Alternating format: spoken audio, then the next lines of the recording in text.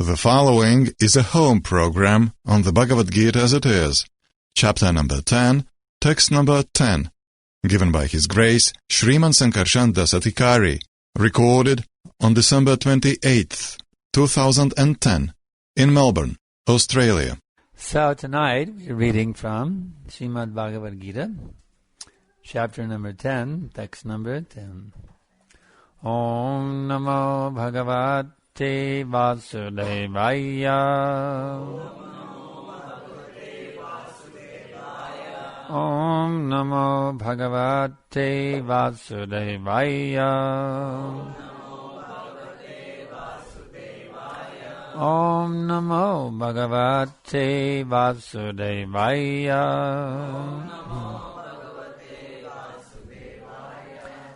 teṣāṁ satata-yuktānāṁ bhajatāṁ prīti-pūrvakam dadāmi buddhi-yogaṁ taṁ yena upayānti te. Translation and purport by Srila Prabhupada. To those who are constantly devoted to serving me with love, I give the understanding by which they can come to me. Purport. In this verse, the word buddhi-yogaṁ is very significant. We may remember that in the second chapter, the Lord, instructing Arjuna, said that he had spoken to him of many things, and that he would instruct him in the way of buddhi-yoga. Now, buddhi-yoga is explained. Buddhi-yoga is action in Krishna consciousness. That is the highest intelligence. Buddhi means intelligence, and yoga means mystic activities or mystic elevation. When one tries to go back home, back to Godhead, and takes fully to Krishna consciousness in devotional service, his action is called buddhi-yoga. In other words, buddhi-yoga is the process by which one gets out of the entanglement of this material world. The ultimate goal of progress is Krishna. People do not know this. Therefore, the association of devotees and a bona fide spiritual master are important. One should know that the goal is Krishna, and when the goal is assigned, then the path is slowly but progressively traversed, and the ultimate goal is achieved. When a person knows the goal of life, but is addicted to the fruits of activities, he is acting in karma yoga. When he knows that the goal is Krishna, but takes pleasure in mental speculations to understand Krishna, he is acting in jnana yoga. And when he knows the goal and seeks Krishna completely in Krishna consciousness and devotional service, he is acting in bhakti yoga or buddhi yoga, which is the complete yoga. This complete yoga is the highest perfectional stage of life. A person may have a bona fide spiritual master and may be attached to a spiritual organization, but still, if he is not intelligent enough to make progress, then Krishna from within gives instructions so that he may ultimately come to him without difficulty. The qualification is that a person always engage himself in Krishna consciousness, and with love and devotion render all kinds of service. He should perform some sort of work for Krishna, and that work should be with love. If a devotee is not intelligent enough to make progress on the path of self-realization, but is sincere and devoted to the activities of devotional service, the Lord gives him a chance to make progress and ultimately attain to Him. Vandeham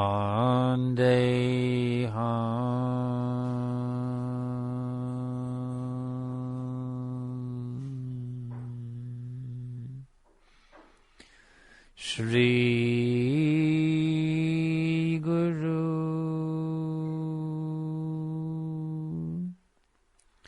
Shri Jata Barakamalam Shri Guru Vaishnavamscha Shri Rupa Sagrajata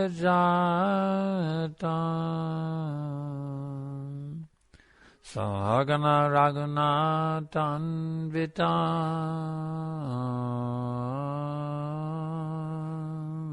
Tam Sajiva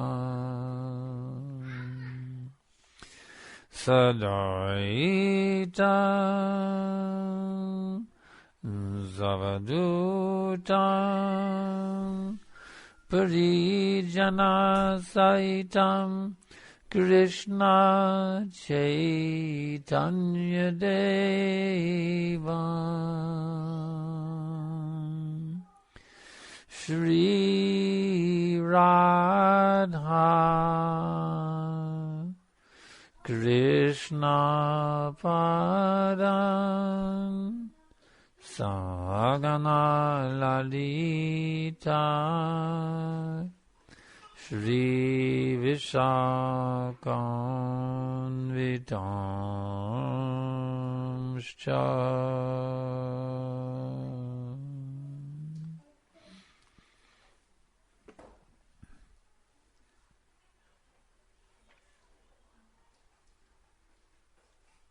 So,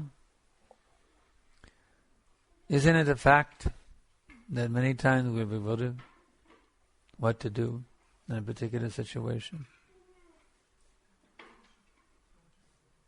What do you say? Isn't it a fact? Sometimes we're bewildered what to do. Or do you always know exactly what to do, perfectly in every situation? We're bewildered sometimes. So this verse is a very great blessing for us in our bewildered state, how to never be bewildered. If we can understand and implement this instruction, then we'll never be bewildered in any circumstance. This verse is telling us that Krishna is within, and if we are in a mood of bhakti, pure bhakti, we have no ulterior motives, we simply want to please Krishna, then Krishna from within will guide us what to do, what to say, what to think, how to act.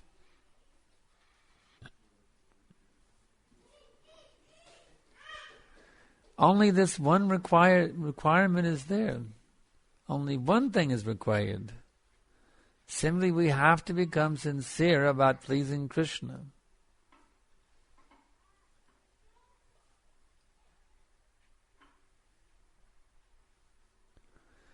Did you know that we have a duty to please Krishna? You know why we have a duty to please Krishna? Because Krishna is our provider. Is this for questions? Yeah, any questions, please write them down. This is very good. As questions come, immediately write them down. And you can pass them forward at the end and we'll answer them. Please write down questions. So, why is it that we have a duty to please Krishna? This has to be understood. If we simply take Krishna consciousness as some sort of blind faith religion, then we will not be able to progress properly along this pathway. We have to understand this process scientifically. This is a very important thing. We must scientifically understand why we have to please Krishna. The reason we have to please Krishna is the provider of everything. Nityo nityanam, chaitanas chaitananam, yo vidadat, eko bahunam, yo vidadati kaman. There is one supreme conscious eternal being among the plural conscious eternal beings.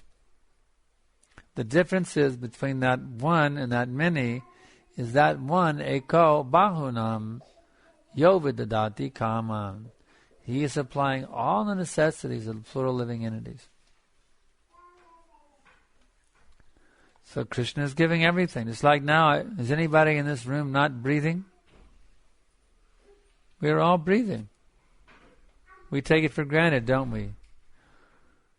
If you were dying for lack of air and all of a sudden you got some air to breathe, wouldn't you be thankful? Well, we should be very thankful that we can just breathe right now, actually. And that air is all provided by Krishna. We breathe, you see.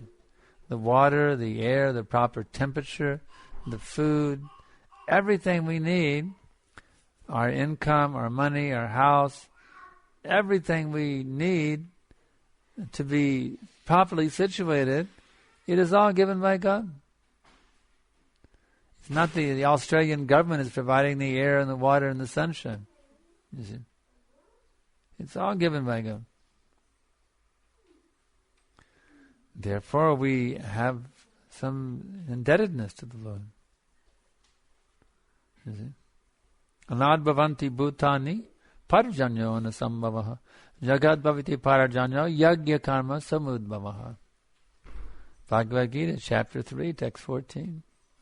All living bodies subsist on food grains, which are produced from rains. Rains are produced by the performance of yagya, sacrifice, and yagya is born of prescribed duties. So we have a duty to perform yagya. Yagya means to sacrifice for the Supreme Lord, the pleasure of the Supreme Lord. That sacrifice actually brings the rains, which brings the grains, which maintain us. So, why is there so much difficulty with food shortage right now on this planet? Why is there so much problem with rain shortage? It's like you, in Australia for many years, is the drought still going on? Or it's been alleviated a little bit right now? Alleviated? Or still going on? It's been alleviated. Yeah.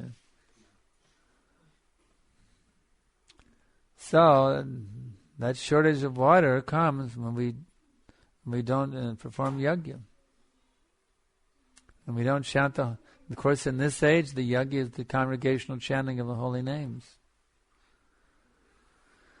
So we have to understand that we're indebted to that person who's lovingly giving us all of our necessities of life, and if we don't reciprocate with him, we're just like there's a word in English called an ingrate. That person is an ingrate. That means an ungrateful rascal who doesn't reciprocate. He just takes. He never gives anything in return. Okay. So we're living in a society of ingrates. They take everything from God, and then they deny God. Just like this rascal scientist, Dr. Stephen Hawking. He says, this universe comes out of absolutely nothing. He gives no credit to God. He says, this universe comes out of absolutely nothing.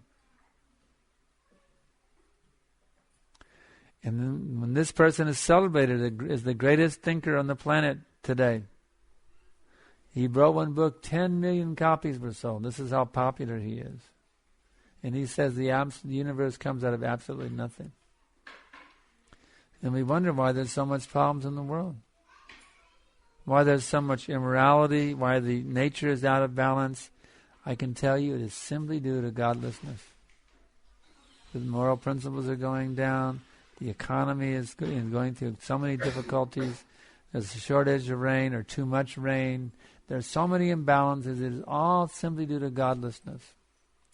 Because we are not reciprocating with the Lord. We are not doing our duty to glorify Him, to serve Him, to please Him, to think of Him, to speak of Him, to remember Him, to pray to Him, to bow down to Him, etc.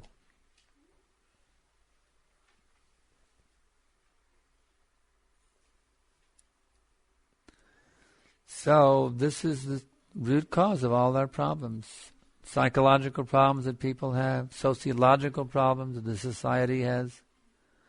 All of these problems are simply due to a lack of God consciousness. Instead of reciprocating with that love which God is giving us at every minute, we want to deny His existence. Or, if we acknowledge His existence, we want to take from Him, you see. Just like that song, you see. Give me a Cadillac, a brand new Cadillac, replete with Michelin tires. Give my wife a new silk sari. Give my kids a Harvard education. Give me a house by the sea. Om Jaya Jagadish Hari. You see? You understand the point? I'm not picking on the Hindus, okay? Because the Christians do it, the Muslims do it, everyone goes to church, synagogue, temple, mosque, they say, give me, give me, give me, give me, give me. You see? How many people go and they say, my dear Lord, I've come to surrender to you. I'm willing to do anything you want me to do. I'll accept anything you want me to accept. I'll reject anything you want me to reject. I've simply come to bow down, completely surrender myself unto you. How many people go to the church, synagogue, temple, mosque and pray like that? I guarantee you it's very, very rare. 99.9999% are begging this. It's like we had our preaching center near the Units. Remember that? Near in Austin, right near the campus? We had our preaching center. And only once a year we had a big turnout, and that was right when the semester began. They all came to beg mercy that they could make good grades. You see, they came to pray for good grades. That's once a year. And if they came in the beginning of the fall semester. Remember the huge turnout at the beginning? Twice a year. Okay, beginning of the spring semester. Or during finals? Oh, during final exams. Yeah, big turnout. But that doesn't. You may beg God to make a good grade in your exam. You may make a good grade, but does that make you happy? Does it really make you happy? No, it doesn't. Because you're supposed to approach the Lord in a mood of service, but you're approaching Him in the mood that, my dear Lord, you serve me. You may get your good grade, but you won't get happiness, I guarantee you. Because you're maintaining a miserly attitude when you approach God. If you want genuine happiness, you have to give up the miserly attitude in the meat of serving. My dear Lord, I want to serve you. This is the essence of the Bible, actually. In the New Testament, Lord Jesus prays, Father, thy will, not my will, be done. In other words, I want to do what you want me to do, not what I want to do. So if one develops this mood of selfless service to the Supreme Lord, then the beauty is the Lord will personally reciprocate with you.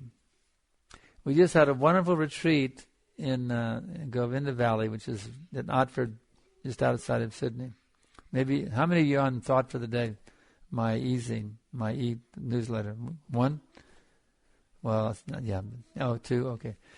Yeah, well, it's we had a wonderful seminar there, a retreat on the steps of bhakti from Shraddha all the way to Prema.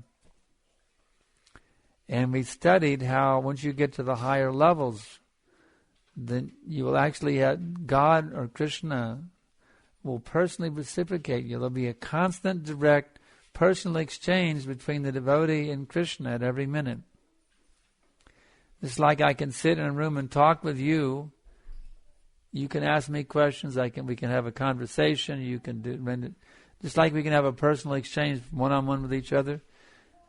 Once you achieve the higher levels of bhava and prema, then you actually have that direct personal contact with God at every minute. So to get there, we have to go through some prior stages. The first thing is you have to have faith in the process. The next thing is you have to associate with devotees.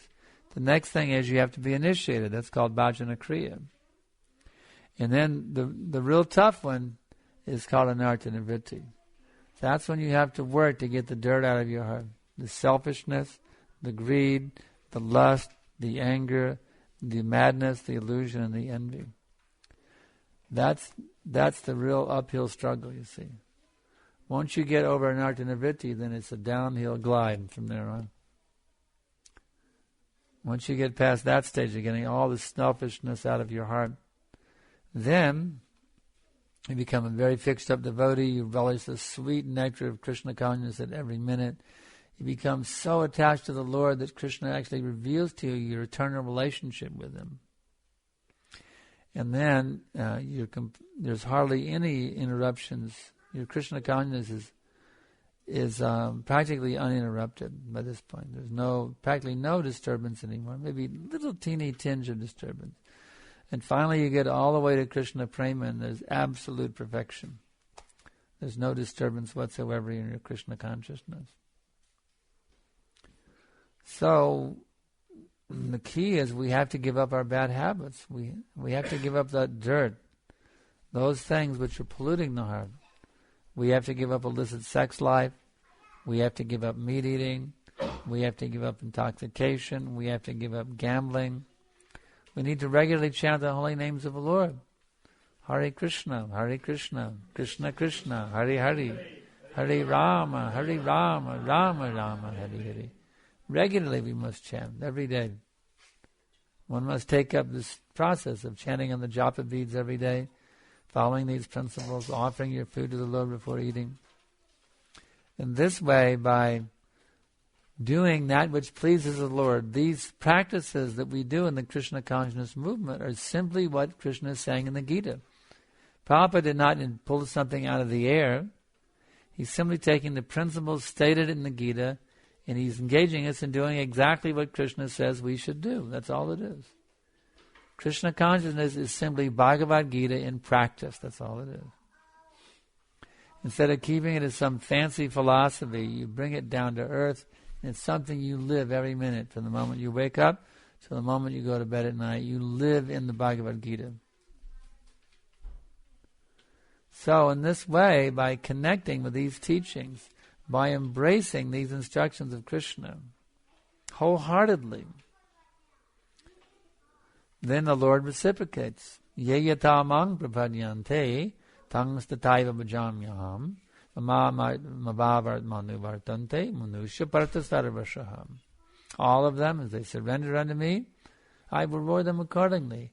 Everyone follows my path, O son of Prita. In all respects, O son of Prita. So, do you want to have reciprocation from Krishna? It's not difficult.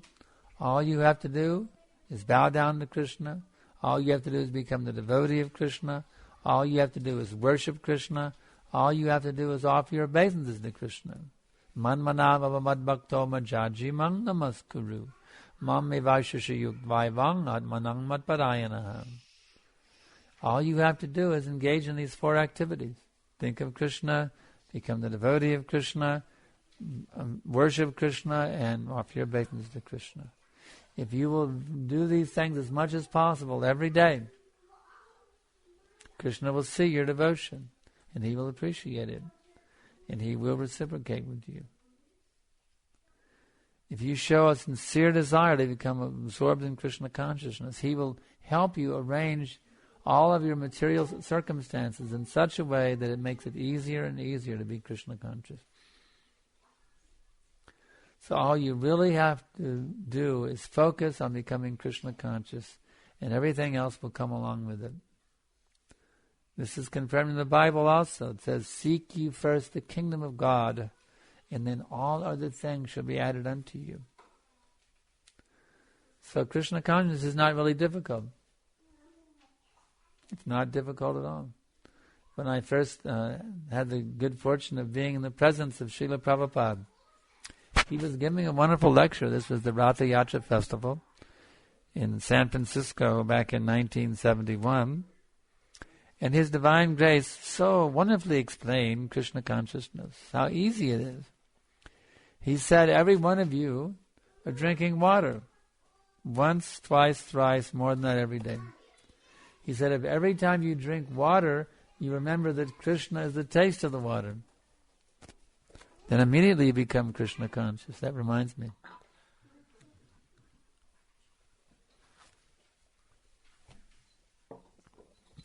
He said to become Krishna conscious is not a difficult job. It simply requires practice.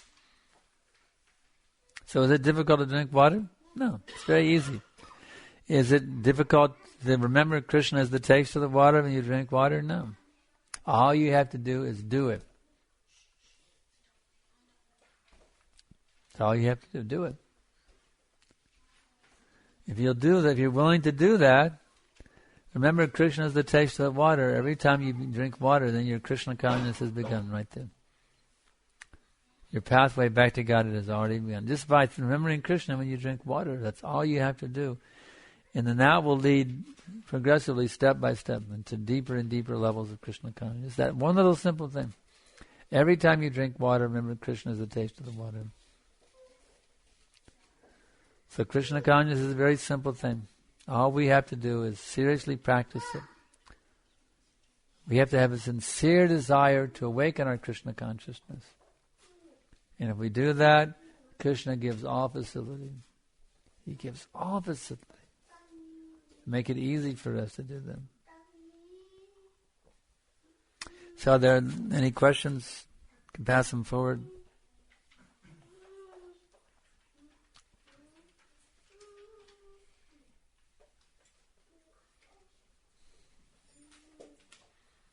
First question. We had Snan Yatra on Sunday, after the Abhishek. Why does Lord Jagannath wear a Ganesh mask? Well, I don't know about the Ganesh mask, but Lord Jagannath somehow or other always catches cold after the Snan Yatra. Maybe some devotees forget and they leave the window open during the bathing ceremony as a cold draft. I don't know what it is. Somehow or other, he always gets sick after Snan Yatra. It's practically like a leela, you know. It happens every time, every year. I don't know what it is, but he gets sick. Maybe he enjoys all that special love and devotion he gets when he gets sick. So somehow he catches cold every Snan Yatra. And then he has to go up in the special sick room upstairs of the temple and get special care from devotees. It's actually a pastime of Lord Jagannath to catch a cold after Snan Yatra.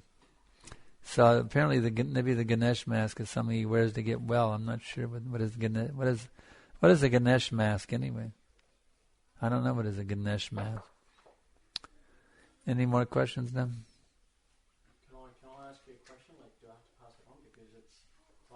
I just made a bullet points for myself. I don't think I have to give it to you. Is that okay? What's he saying?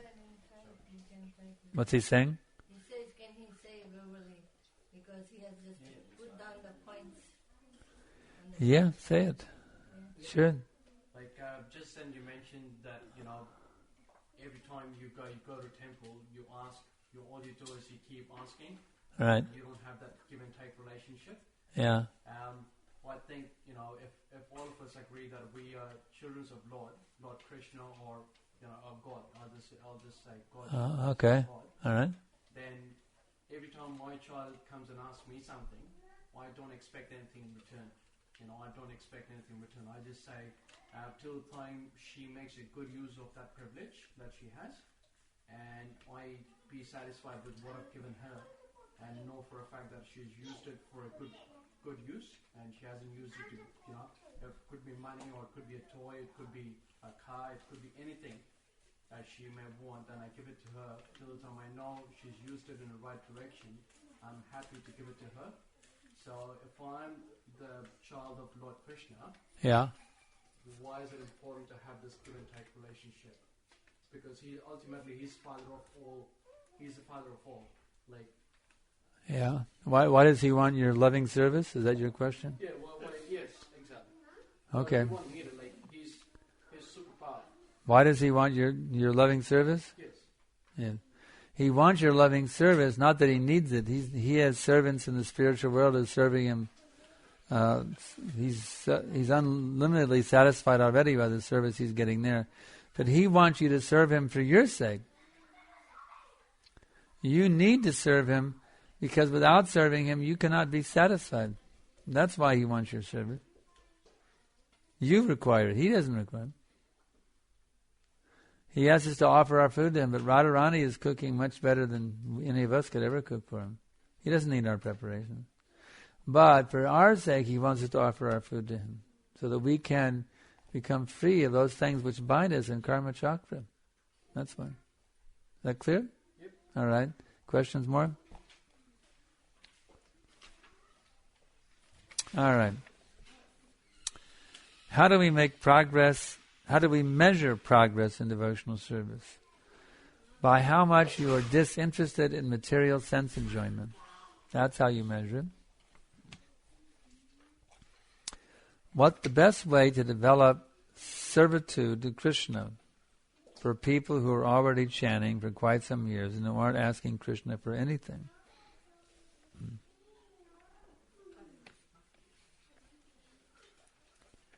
Well, you should be asking Krishna for something. You should be asking him for pure bhakti. If you're chanting and you're not asking for anything, that means you're chanting mechanically. Chanting means begging Krishna. Is this your question? Chanting means begging Krishna for pure devotional service. If you're chanting and you're not asking for anything, and you're not developing the service mood, that means you're not begging for service, begging for pure bhakti. So what you have to do is, that's the meaning of Hare Krishna mantra. My dear Lord and energy of the Lord, please bless me with pure devotional service. So that's the key. You should ask for something. You should be begging for pure devotional service, intensely begging for pure devotional service.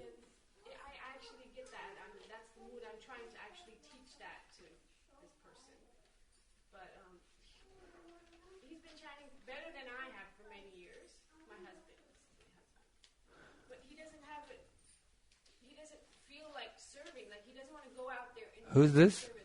My husband. Is he here tonight? He thinks that just chanting at home and following the four ranks is good enough right now. Later he'll do this. Even though he reads it. How do you preach to somebody like that? Well, you have to be a living example. That's the best thing. You have to be a living example of someone who's completely submitted to Krishna. And if there's difficulty, he's chanting, but he's reached a certain plateau and he can't get any higher, you should be begging Krishna to help you, to help him. Because Krishna's in his heart as a super soul. And you just have to beg Krishna to help you, to help him.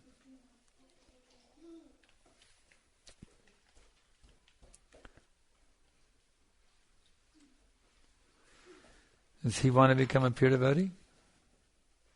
That's what he says he wants to do someday. He wants to. Someday. Well, to ask him, remind him that death can come at any minute. So why someday? Why not today? Why? Actually, we have to think about becoming completely pure in heart right now, because death is hanging over our head at every minute, and any minute it can drop down and snatch us away. Death is hanging over everyone's head in this material world.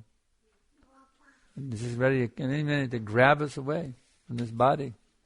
So we have to be prepared. We have to become pure. You have to remind them that someday doesn't make any sense. Today makes sense, but not someday.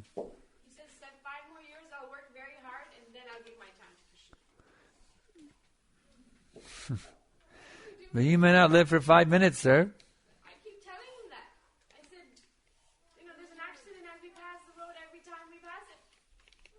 Tell him there's nothing wrong with working hard. Arjuna worked very hard on the battlefield of Kurukshetra. What do you do about people who are money There's nothing wrong with money. If Prabhupada said a Krishna conscious businessman, he can aspire to become the wealthiest businessman in the whole world. If somebody likes to make money, then let him make millions of dollars and build temples and do all kinds of wonderful things to spread Krishna consciousness. We have no objection if somebody wants to become rich. Let him become a multi-billionaire. He can give huge support to spread this movement all over the world. We have no objection. But he has to have good sadhana. Before he goes out and makes his $1 million every day, he should chant 16 good rounds. We have no objection. If you all became millionaires, we wouldn't mind. We could build temples everywhere, all over the world. A temple in every village, a big, huge, opulent temple in every village. If you all become billionaires, we have no objection. We have no objection. We can use that. It's a nice service. If one becomes wealthy and spends that money for spreading Krishna consciousness. But don't be a miser. Now this is my money. I worked hard and I earned it. No. It is all by God's grace. Every penny that we have is all by the grace of God.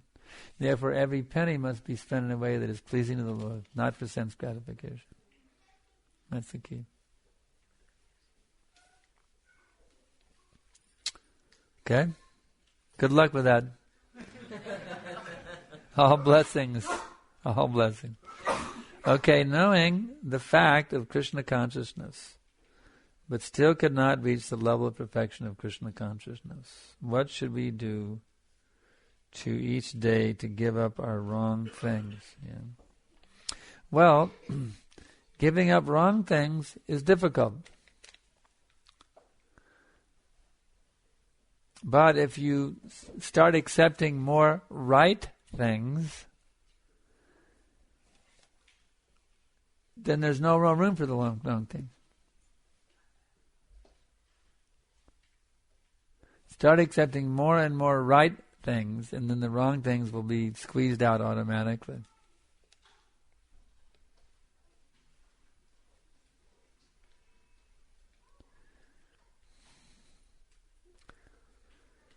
To reach the level of perfection of Krishna consciousness, you need to have a spiritual master. That's one thing. I don't know who asked the question, but you have to have a spirit. Okay, you have to have, you're initiated yet? Not yet. You have to have a spiritual master. That's essential. Because Krishna says in the Bhagavad Gita, the Adi Purana, he tells Arjuna, Ye me bhakta jana parata, na me bhakta state janaha, mad bhaktanancha ye bhaktas, te me bhakta tamamata.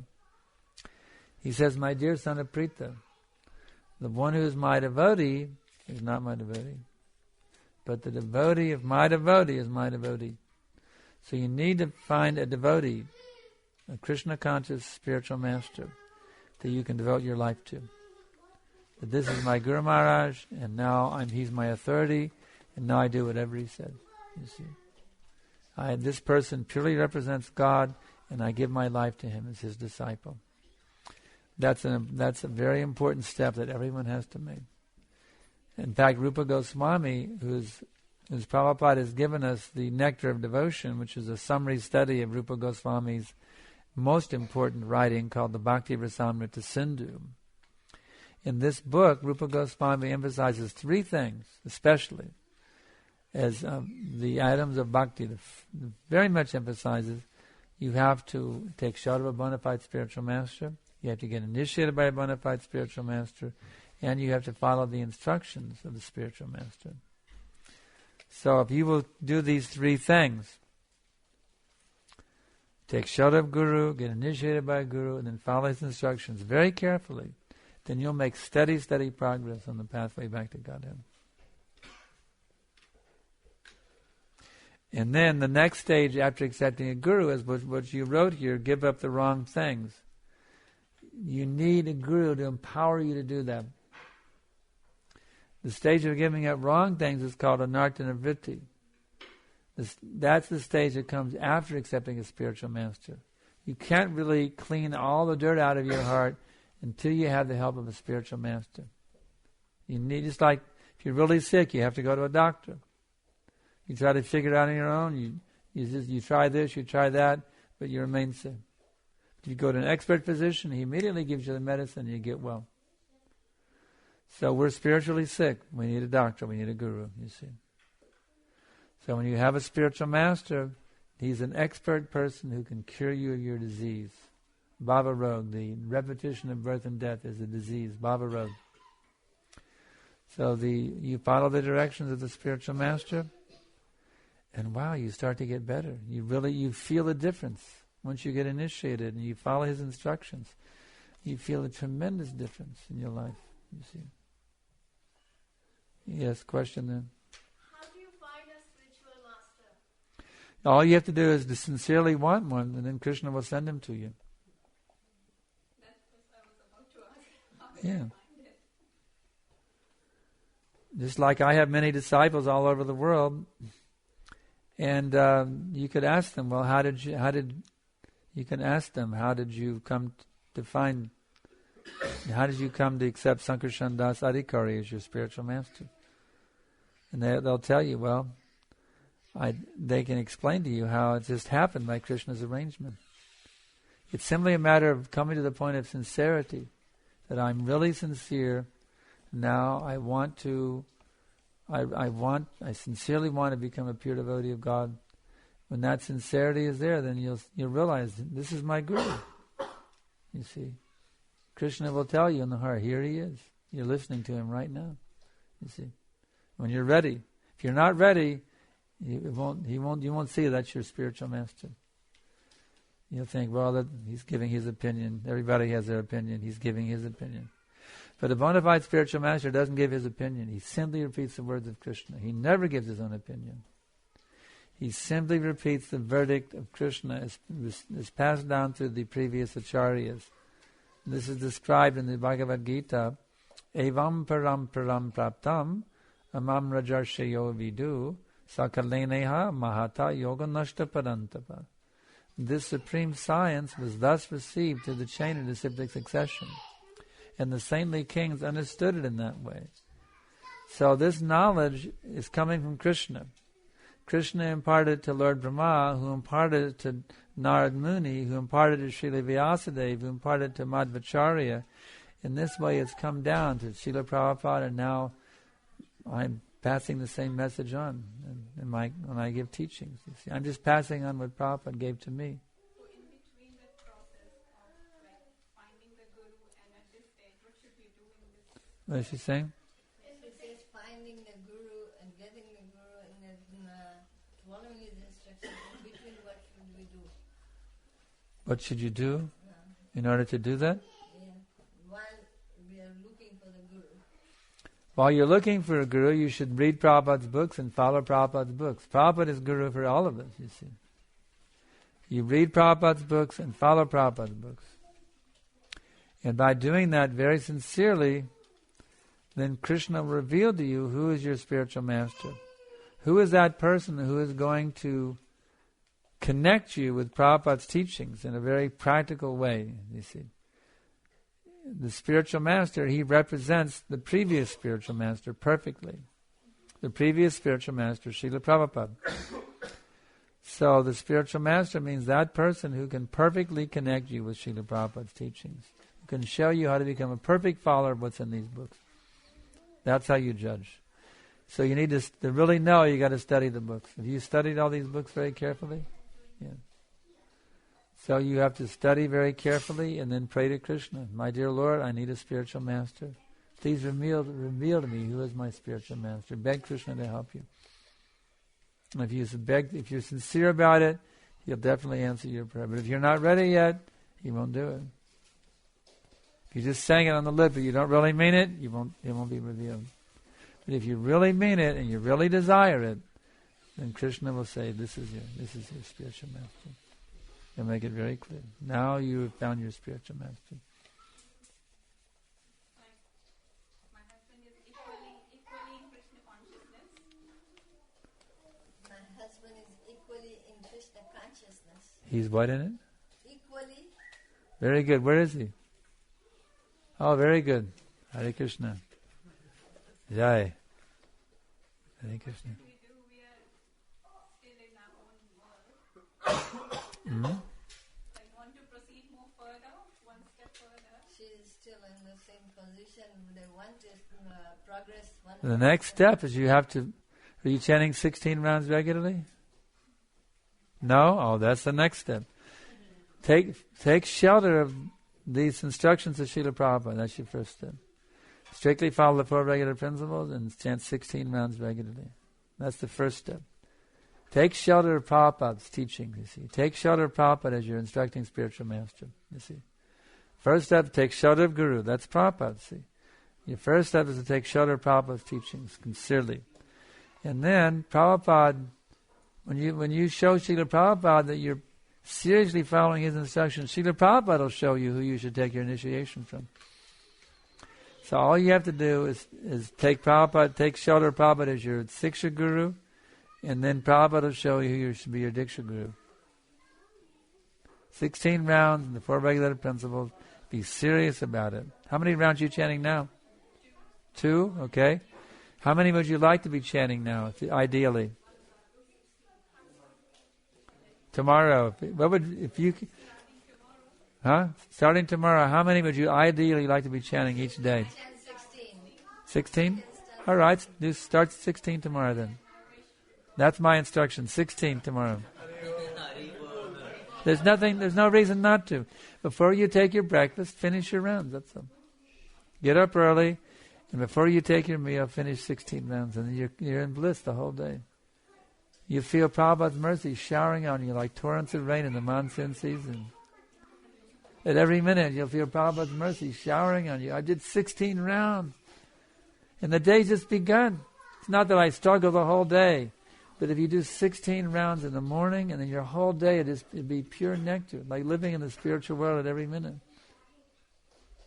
I tell you, you talk to different devotees. Talk to devotees who chant their rounds in the morning before they start the day, and start to devotees who chant 2 rounds here, 2 rounds there. 11 o'clock the night, they're trying to finish 4 rounds.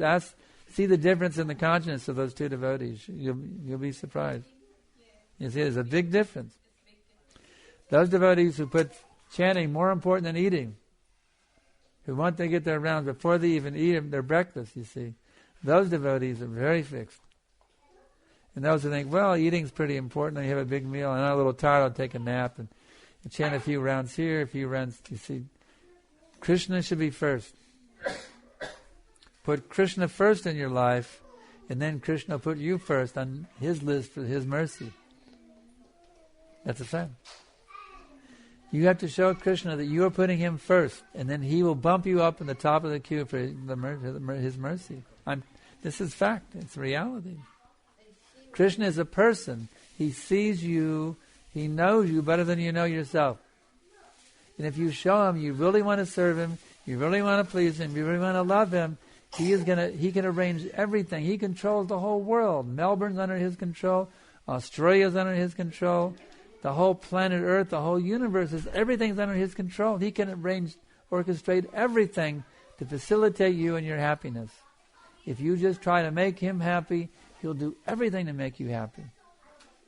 Every aspect of your life, Krishna can easily control. Your wealth, your health, everything Krishna can easily adjust.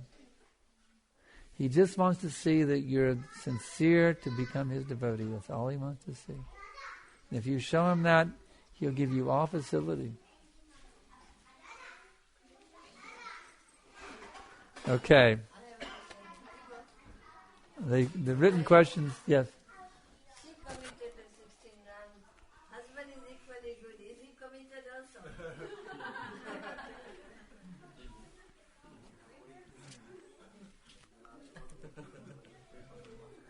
She said they were equally? Yeah. Your wife says that you are equally progressing on the path of bhakti. Is that true? Not true.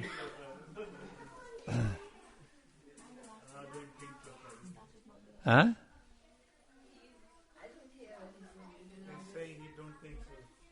He doesn't think so. Probably just we are trying. If he could do 16, how should he progress to 16? Yeah. If he cannot do 16, then how can he progress to 16? Well, if you can't do 16, ever do 15.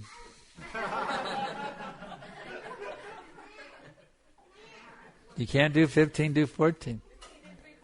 But at least you should do 8. Right now, you should at least do 8. Yeah. And then later on, next time, I'll bump you up to 16.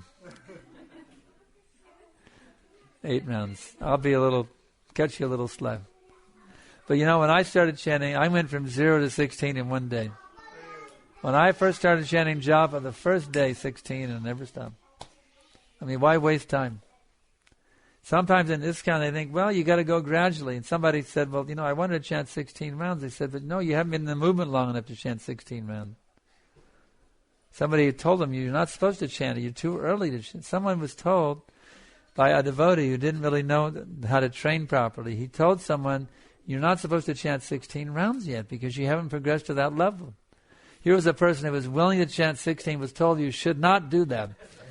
Can you imagine? So we have to be careful how we train our members. And we have to be careful who does the training in our movement also. Sometimes people want to be trainers, they don't even know how to practice it yet, and they want to be a trainer. If you want to be a trainer, you have to be well trained up, first of all, to become a trainer. So you actually know what you're training. Okay? All right, next one here. If the goal of life is to go back to Krishna, then why do we send our kids to school and involve in the material world? Well, I can tell you, ideally, we shouldn't send our kids to public school. We should have our own Krishna conscious schools for the children. That's the only reason. It's an emergency measure, sending your kids to public school. And in fact, is homeschooling legal in Australia? Yeah. Yes. There is a couple in Boise, Idaho, the Gupta family. They decided not to send their kids to public school. The father was working. He had a good job with Hewlett-Packard. The computer company, printers and laptops, etc. So his wife said, okay, I will homeschool these children. And her son, Ravi, by the age 13, he entered the university. He went straight from homeschooling to the university at the age 13. He's the youngest. Can you imagine a 13-year-old boy going to the university? And he excelled in his university. He didn't go to any public schooling at all, completely homeschooled. He went to the university at age 13. And now he's a big PhD Sanskrit professor at a university in Florida. He's a big PhD Sanskrit professor. Very prestigious position teaching Sanskrit in the university. And he never went to public school until he hit the university at age 13. But that's not practical for every household to do homeschooling. That's why we need to have a Krishna conscious school someday for our children here. The Christians have, we drove by a Christian school today on the road. I saw, they call it Christ the Priest School or something. Isn't it? The Christians have schools for their children. So they don't have to go to public school. So someday we need to have that. That's something we really need for our children. It's very important. Until then, what can you do? You better just get rid of the television. Because the house should not be a place to watch to become Bugs Bunny conscious and Roadrunner conscious.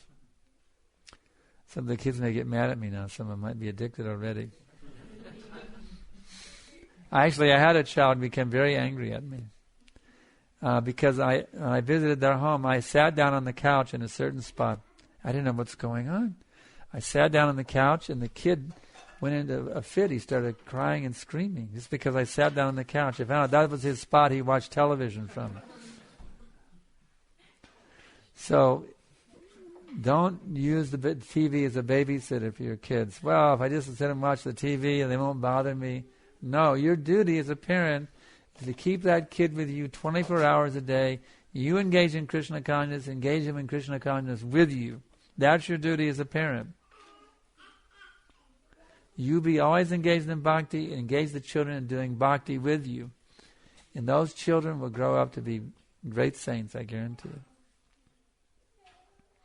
So if you have to send them to public school, then you need a very good program at home with spiritual support.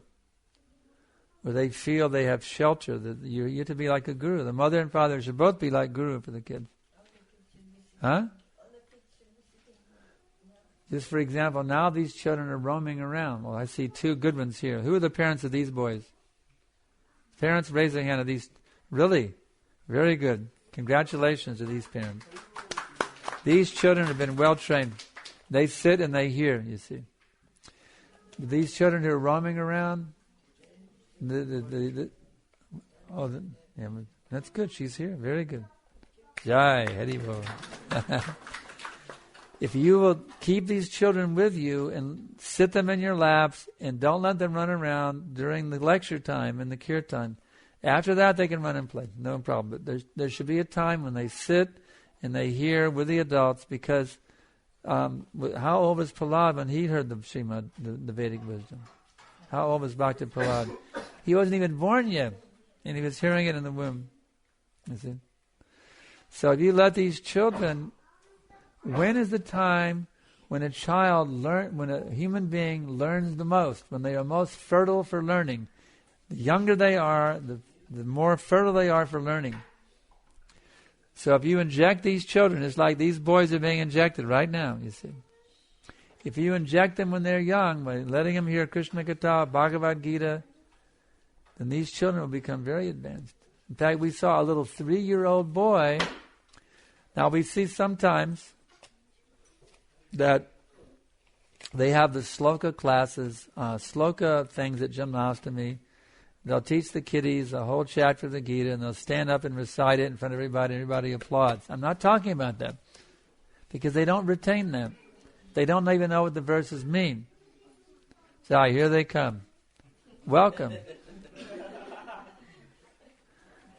We're talking about you, and we're glad you've come. But don't sit together. Spread them with their parents, so they don't start playing with each other, you see. Let them all sit with their parents.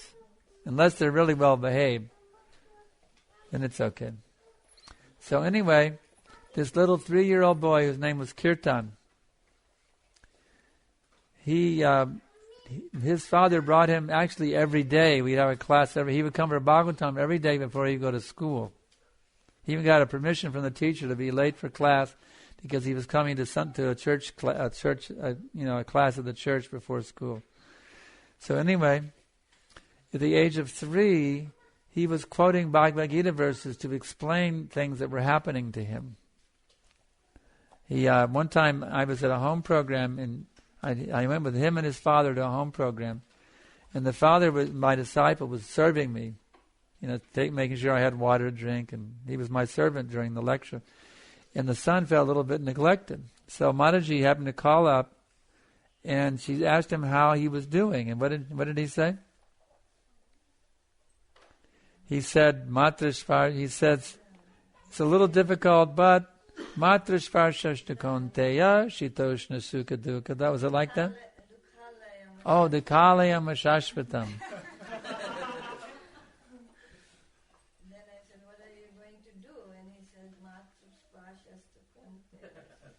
A little 3-year-old boy, he wasn't quoting it like as a little performance of the Janmashtami. He was doing it to explain to Mataji what he was feeling like that at that moment and what he was going to do about it. He was quoting Sanskrit verses, and he never sat down to memorize them. Just by sitting in the class and hearing it, these children can learn these things. These children can learn much faster and much easier than we can.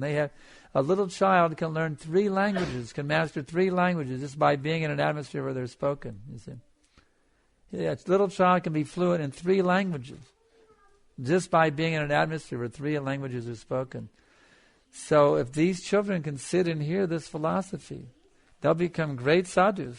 Every one of them, the little boys, the little girls, they'll all become great saintly devotees when they grow up. You just got to keep them absorbed. Every time you have a program, sit them down, let them hear the philosophy, and you'll be amazed. They'll lead you back to Godhead. Actually, they will. They can actually lead you back to Godhead. A putra means, son means one who delivers the parents from hell. You see? So a child who's well trained is the greatest asset for the parents. And the training they need is regularly hearing about Krishna. Bhagavad Gita, Srimad Bhagavatam, regularly hearing and chanting and kirtan. These things. Engage them in kirtan in your own home. You can come home, every night you sit down, you can have a whole family sit down, read from Prabhupada's books, read Krishna stories. The children will love that, Krishna stories. And have a kirtan. And that you'll be amazed. You don't need television. All you need is Krishna book. Get out the Krishna book, read the stories, have a kirtan, and they'll dream about Krishna. You don't need all this mundane stuff. Not necessary. It poisons their brains. Okay. All right. Well, that answers that one. Next one. How did Yashoda know to name him Krishna? Did she name him Krishna? I don't remember the past time. Huh? Gargamuni. I don't remember the details of it, but the name Krishna has hundreds and thousands and millions of names. The name Krishna means the all-attractive one. So the name Krishna simply describes him. It's the best word for describing him. That's all. How come Krishna can see us and why we can't see him? Why did he do that? Okay. Actually, you can see Krishna. Krishna can see us, that's a fact, and you can also see Krishna. You simply have to purify your eyes. This is described in the Brahma Samhita. Premanjana chodita bhakti velochanena santak sadaiva hridayeshu velokayanti yang shama shundaram jaganasvarupam govindamadi purusham tamaham bhajami. When one anoints his eyes with the salve of love of God, then he can see Krishna everywhere, within and without. So, Krishna wants to reveal himself to you, but you have to qualify yourself, that's all, by developing pure love for God.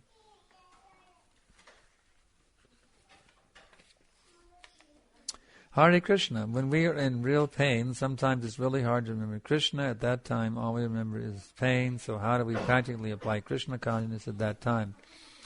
Actually, when you're in pain, that's an excellent time to call out to Krishna.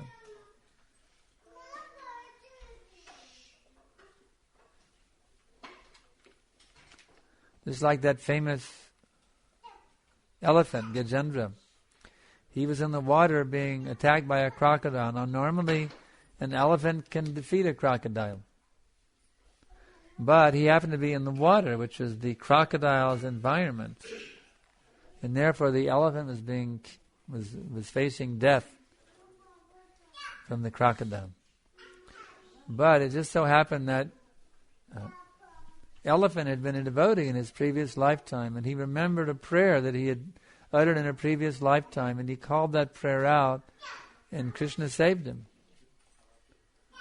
So, when there is great pain, that's when we should take shelter of Krishna.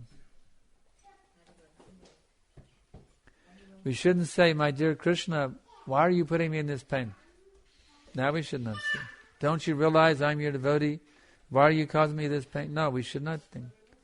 We should think, I deserve this pain because of my past sinful activities. And now Krishna is very kindly minimizing that pain. There's a very nice prayer describing how to deal with pain and anxiety and suffering. This is given in the Srimad Bhagavatam. Tate nukampam susamikṣavano punjanna evatma kritang vapakam tadvagvapurvir vidadang namaste jivetayo mukti pade sadaya bhak. My dear Lord, those devotees who are constantly awaiting your causeless mercy to be bestowed upon them, who continue to suffer the pain and anxiety due to them from their previous sinful activities, while constantly offering you respectful obeisances from within the cores of their hearts, are certainly eligible candidates for liberation. Indeed, it has become their rightful claim. So one who is intelligent in spiritual knowledge knows how to take advantage of pain, how to take advantage of distress, how to take advantage of difficult situations, not become overwhelmed by them. He thinks, well, this is something I deserve because of my past sinful activities.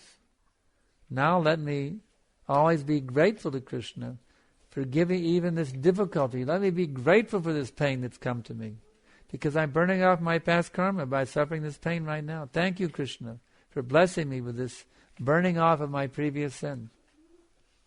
And as soon as you're in that mood that even pain becomes, you're even thankful for the pain, then that means you can never be in anxiety ever again about anything. And that means your auspicious life of pure bhakti is now beginning. As the verse says, that liberation is already in their hands. It's their rightful claim. They already have their ticket back to home, back to Godhead. So that's how to deal with pain. In fact, Kunti Devi, the great lady devotee, she prays very nicely in the Srimad Bhagavatam. Vipada shantu tad tatvat tatra jagan guru bhavanam darshanam yat syada punabhava darshanam. She says, let that pain come more and more and more and more and more. Because ever I'm in pain, then I have nothing to do except take shelter of Krishna. And when I take shelter of Krishna, that means I will no longer see the repetition of birth and death. So she was begging for more difficulty. She was begging for distress. Krishna, she went through so many years with her sons in the forest, 13 years in exile. Can you imagine a lady who's accustomed to living in a royal palace? Now she's living in the forest where there's man-eating rakshasas and all kinds of dangers, not even a bed to sleep on at night. How would you like it if you had to live in the forest? You didn't have a bed, there was no heat, there was no air conditioning, and there's man-eating rakshasas. Would you like to go live in the forest for 13 years like that? A very hellish nightmare for her to be in that situation. But when it was all over, she was saying, Krishna, actually, please give me more difficulties like that, because when those difficulties are there, then I can do nothing but remember you. So devotee actually knows how to capitalize on pain and take it as the greatest blessing. I am a school teacher. It really worries me how many of my students have not been to church, temple, etc. Our future generations will not be God conscious. How we as devotees can spread God consciousness? Well, the two best formulas for spreading it are to do the Harinam Sankirtan in the public and distribute these books. These are the two most powerful things. And then Prasadam is the third thing. Wide-scale Prasad distribution. So this is very nice. You have this sentiment. It's very good. Now see what you can do to help this Sankirtan movement go forward. If you can't personally do, then at least you can give financial help to those who are doing it. By regularly supporting the temple, by regularly supporting the traveling preachers. You see? If you can't personally do, then you give a portion of your income to those who are doing that work directly. And that way you'll get the same benefit.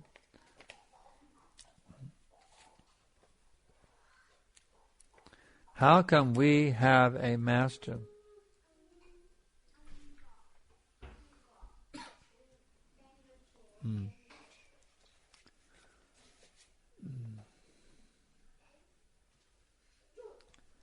Actually, by our very nature, we require a master. In India, we see the dogs that don't have masters. They are the street dog. They are in a deplorable state. How many of you have seen the Indian street dogs? Anyone has seen an Indian street dog? Oh, it's horrible. You feel so sorry for those poor creatures. How much they are suffering, you see. How many of you have been seen the dogs in India that have masters? I've seen them on Juhu Beach. The wealthy businessmen, they go on their morning walk with their big, stout, sturdy dog, you see. The dogs are very jolly dogs. They're stout, strong, and jolly. not these lean, thin, and paranoid street dogs. You see. Actually, our very nature is we require a master. That is our nature. Just as a dog requires a master, without a master he's in a helpless, horrible condition. A dog requires a master, so we also require a master. And that original master is God. And that person who represents God, that is the spiritual master. So our very nature is we require a master. You understand? We require a master by our very nature. And if we don't have a master, we're in a very, very difficult position. Okay. Did Yashoda wish to have a baby named Krishna? Well, in a previous lifetime, they did desire that they could have... what is that story? They wanted to have... what were their names in previous lifetime? I'm forgetting now. Huh? Oh, Devaki and Vasudeva. Just they certainly desire. They had some special qualification and special desire which qualified them to have Krishna as their son. That's a fact. Why do we suffer all the time? The reason that we suffer all the time is due to ignorance. Actually, it is not the external situation that is the cause of our suffering. It is due to our lack of Krishna consciousness that we are suffering. Two people can be in exactly the same material circumstances, the same amount of money, the same amount of health, every material circumstance exactly the same. One person can be completely ecstatic and the other completely miserable. With the same amount of money, the same amount of prestige, the same amount of health, everything the same materially. The difference is the one person is Krishna conscious and the other is a greedy, selfish person who just wants to serve himself. We are not meant to be selfish. We are meant to be selfless servants of the Supreme. So the only thing that stands you in between you and unlimited happiness is to get rid of your selfishness and become selfless. That's all. It simply boils down to becoming a pure, selfless servant of God. You don't need more money, you don't need more prestige, you don't need a bigger house, you don't need any changes externally. All you need is an internal change. You have to get rid of the selfishness and become completely selfless. You know the difference between being selfish and selfless? I'll tell you. A selfish person only thinks about themselves. They only think how to make themselves happy. They don't think about making somebody else happy, you see. That's called selfish. But a selfless person, he always thinks, how can I please others? And especially the selfless person always thinks, how can I please God? Do you know there is God? God means that person who is the source of everything. He is the source of everything. His name is Krishna or Rama. You see, there's the Supreme God. And if we can learn to love Him, you ever seen a tree in the yard? You know what a tree is? You know all those leaves and branches? Do you know how to water the leaves and branches? You know how to do that? You water the root of the tree. The root is what's down there in the ground. When you water the root of the tree, then all the leaves, and you know this? All the leaves and branches are nourished. Or I'll give you a better example you can understand. When you eat, do you know every part of your body requires nutrition? Your nose requires nutrition, your ear, every part of your body requires nutrition. So when you eat, do you put the rice in your ear? You put the rice in your ear? Or you do? No, you don't. So when you eat, you put the rice in the mouth, you see. And then it goes to your belly, and then your belly then will take the nutritional value of that rice and it will distribute it throughout your entire body. So God is like the belly. When you give your loving service to Krishna or God, then that loving service goes to everyone and everything throughout the whole existence. It goes to your mommy, your daddy, your brother, your sister, your grandma, your aunts, your next door neighbors. It even goes to the ant in your backyard. Not your ant, but the ant in the backyard. Also gets your love, you see. When you give your love to God, then your love becomes universal love. It is distributed to all living entities throughout the whole universe. And when you achieve that platform of universal love, then you feel so happy. These children are not well trained, you see. Now they're up and running again. They couldn't handle it. They haven't developed a taste. They have to be learned to develop a taste. This girl is doing really good. She's got a taste. She's still sitting here. This boy, my congratulations to these children who are still here. They're doing very good. These kids are special kids. The ones who got up, they need more training. They need more training. Okay, so any more questions? Let's see. Maybe our time is, it's 9:30 and we have to get up for Mangalarti. Any last question? Maybe one last question? Okay. You said that there was a celebrated theorist who says that world came out of nothing. There's this friend of mine who's a physicist. He says that we were talking about it and he doesn't believe in God. He says there's no God. So I was telling him, how does the world come into existence? He says everything goes back to one or the other law of physics. So let's say if everything is from law of physics, then I said, how does physics come in existence? And his question to me was, how does God come in existence? That's what he asked? He asked me, so I couldn't answer that. I was like, God was always there. So he said, well, the laws of physics were always there. So how do I give him that answer, that how did God come in existence? Yes, God means that the source of all existence. That is the meaning of God. So there is no if God came into existence from somewhere else, and that's something else is somewhere else. That is, if God came into existence from somewhere else, then that is not God. God means the original source of existence by definition. And if he says, then where did God come from? Well, if God came from somewhere else, then he's not God. God means the original source of existence by definition. Exactly. So God, I believe, I have that faith that God was always there and he is the... No, it's not a matter of faith. It's just a matter of language. God means, the concept of God means the cause of all causes, the original source of existence. By definition, that's the definition of the word God. So to say where did God come from is an irrelevant question. It doesn't make sense in terms of the English language, because God means the source of all existence by definition. And he says, well, I don't believe there's a God. And then he has to say that then everything came out of nowhere, came out of nothing. Either everything came out of something or it came out of nothing. It's one of the two. So the atheist scientist, he says it came out of nothing. But where's the scientific evidence?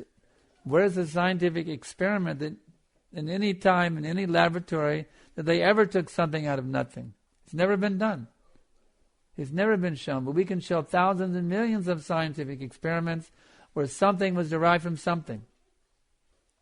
We can never show a scientific experiment where something came out of nothing. So the two concepts that everything came from something or everything came from nothing, everything came from nothing is not scientific. Everything came from something is scientific. And the original something from which everything came, you can call it whatever you want. You can call it the source. You can call it the source. You can call it the origin. Or you can also use the word God. It's another word which is used to describe that source of existence. So if you call it source, you don't call it God. Yeah, if you just tell him, if he doesn't like the word God, just say, well, there's a source of all existence. That's all. Why do we have to pray to that source? Or Well, that's a whole other issue. Don't let them, if you're talking with a scientist like that, you don't let him bounce you to another issue. You find where he's weak and you keep hammering on that point until he finally bows down. You don't let him change the subject. As soon as they get in a weak corner, they try to change the subject. You keep him on the point that there is original source for existence. And to understand the source of existence, that is the perfection of human knowledge. Now, whether you call it God or you call it the origin of the source, That's not a big deal. We're not hung up on the word God. You can call it the source of existence. There is an original source of existence, and to understand that source of existence, that is the goal of the human life. Now I'll give you an example. All right, we can understand there's an origin for existence, a source for existence. Okay. Now, if you have a gold mine, from a gold mine you can extract gold, right? Out of a gold mine you can get gold. Now, if I told you that I have a gold mine that we extract gold from, but it doesn't have any gold in it, would you believe me? No, the gold mine must have gold, otherwise you can't extract gold from it. So many persons are coming out of the original source of existence. I'm a person, you're a person, so many persons here in this room tonight, so many persons in Melbourne, so many persons in Australia, so many persons all over the world. We're all coming from that original source of existence. So therefore, just as gold cannot come from a goldless gold mine, persons cannot come from an impersonal source of existence. Therefore, that original source of existence must possess personality, and if it possesses personality, it must be a person, because impersons do not possess personality, only persons possess personality. So now, through pure logic, through pure scientific logic and philosophy, we have proven that there is a person who is the source of existence. And traditionally, that is known as God.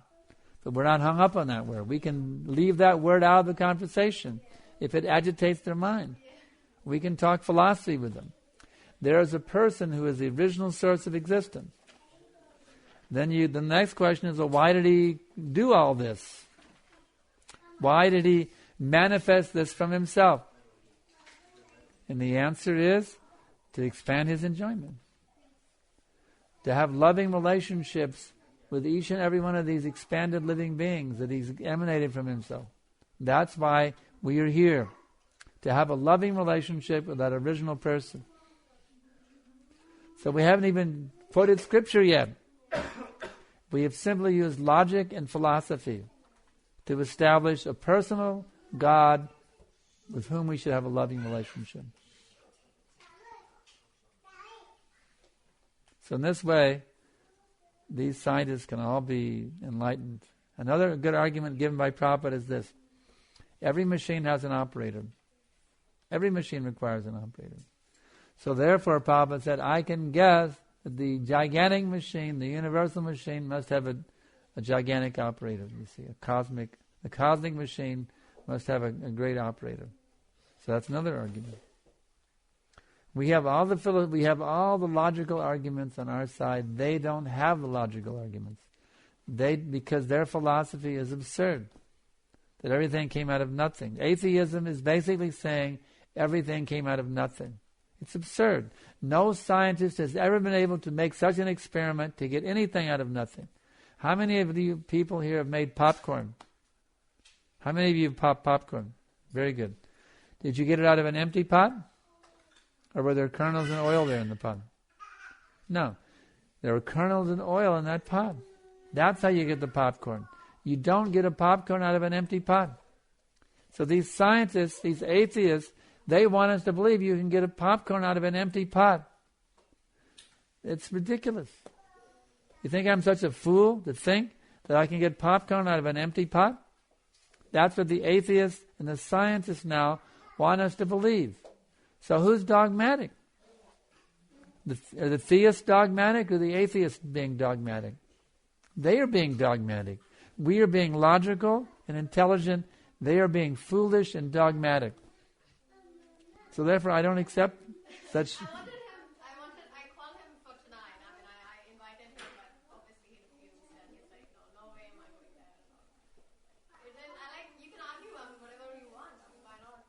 Why don't you keep working on him, Keep working on him. Huh? Yeah, I'll give you my card. You can give him, put it, see if he's willing to check out my free e-course here. See, where's my cards? I got some here. Yeah, come get my card. You hand this card there. You can give this to him. Tell him to sign up for my course, my e-course. Okay, I guess we'll stop here. And because it is getting late, and we have to get up early in the morning before the sunrise, chant Hare Krishna.